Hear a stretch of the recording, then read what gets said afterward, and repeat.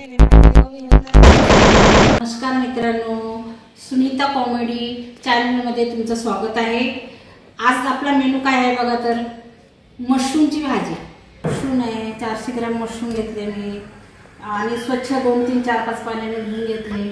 पहिले 10-15 मिनिट त्याला पाण्यात भिजत घातलं, त्याच्यानंतर धुवून घेतले। सगळी माती निघून जाते भिजत घातल्याच्यानंतर, स्वच्छ होऊन जातात चांगले। आणि एक आहे मशरूमचे 1-2 भाग केले, कारण बारीक केलं तर खूपच बारीक होऊन जाते ते। काही मोठे आहे काही छोटे आहे याच्यामध्ये। हे बघा, आज आम्ही मटन मच्छी खात नाही, त्याच्यामुळे आम्ही मशरूम खाते। आज रविवार आहे तर बारीक बारीक कापले आपण तर एकदम छोटे छोटे होऊन जातात ते शिजल्याच्या नंतर। त्याचा काही फायदा होत नाही, मग दिसत नाही ते भाजीमध्ये ग्रेव्हीमध्ये काही। मग त्याच्यामुळे असे एकाचे 2च करायचे आणि एकाचे 2 करून म्हणजे थोडे थोडे ते दिसतात। आणि त्याच्यासाठी आता आपण मिक्स करूया। याच्यामध्ये काय काय टाकूया बघू। याच्यामध्ये कोथिंबीर, हिरवी मिरची, लसूण, अद्रकचा पेस्ट आहे। हे कांदा आहे, तेलामध्ये तळून घेतलेला कांदा, मीठ, किचन किंग मसाला, गरम मसाला, हळद, धने पावडर, मिरची पावडर आणि थोडासा जिरं पावडर टाकते। आणि हे वाटीभर दही घेतले मी।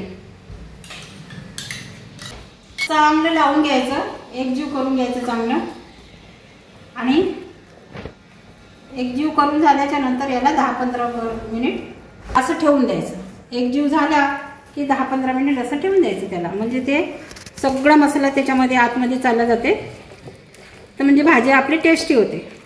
एकदा तुम्ही मी जशी करते तशी करून बघा, कुठं चुकत राहणार तुम्ही। एवढी चांगली टेस्टी भाजी होती। चपाती संग खा, भातासोबत खा, भाकरी सोबत खा, कशासोबत पण आपण चांगली खाऊ शकतो। बघा, आता याला 5-10 मिनिट आपण असंच ठेवूया।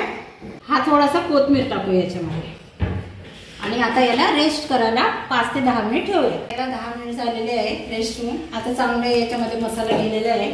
आता आपण गॅसवर कढई ठेवलेली आहे, गॅस चालू करूया। त्याच्यामध्ये थोडं तेल ओतूया। थोडं भरपूरच लागते याला तेल। आमचा परिवार थोडा मोठा आहे, त्याच्यामुळे क्वांटिटीनुसार आम्ही तेल टाकते। बघा, माझा हातही थरथर कापून राहिला तेल टाकायला। बघा, 1 चम्मच जिरं टाकते। आता आपलं जिरं चांगलं तडतडलं, हे गरम मसाला टाकते। बघा, याच्यात तमालपत्र आहे, काली मिरी आहे, दालचिनी आहे, मोठी इलायची आहे, छोटी इलायची आणि 1-2 लवंग आहे। असा चांगला मसाला असा ढवळून घ्यायचा। आपला मसाला झाला आहे। आता याच्यामध्ये टाकते मी कढीपत्ता। कढीपत्ता चांगला आपला तडतडला, थोडंसं फिरून घ्यायचं याला। पहिले त्याच्यामध्ये मिरची पावडर टाकलं होतं, त्याच्यामुळे याच्यामध्ये थोडंसं मिरची पावडर टाकायचं, जास्त नाही टाकायचं, कारण त्याच्यामध्ये मी मिरची पावडर टाकलेली आहे। हे बघा, थोडंसं टाकते आणि थोडी हळद टाकते बघा, कारण आपण पहिले पण हळद टाकलेली आहे। झालं, आता आपण थोडं फिरवून घ्यायचं आणि आता आपण हे मशरूम जे मसाला लावून ठेवले होते हे याच्यामध्ये टाकून द्यायचं।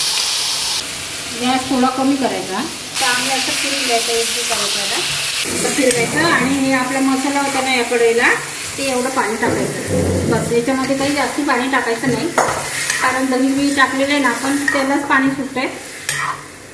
आणि पाणी नाही टाकत मी, तुमच्यानुसार तुम्ही पाणी टाकू शकता। आता हे थोडंसं मीठ टाकायचं, कारण आपण पहिले मीठ टाकलेलं आहे, तर आता थोडंसं मीठ टाकायचं, जास्त नाही, बस एवढं मीठ असं टाकून द्यायचं।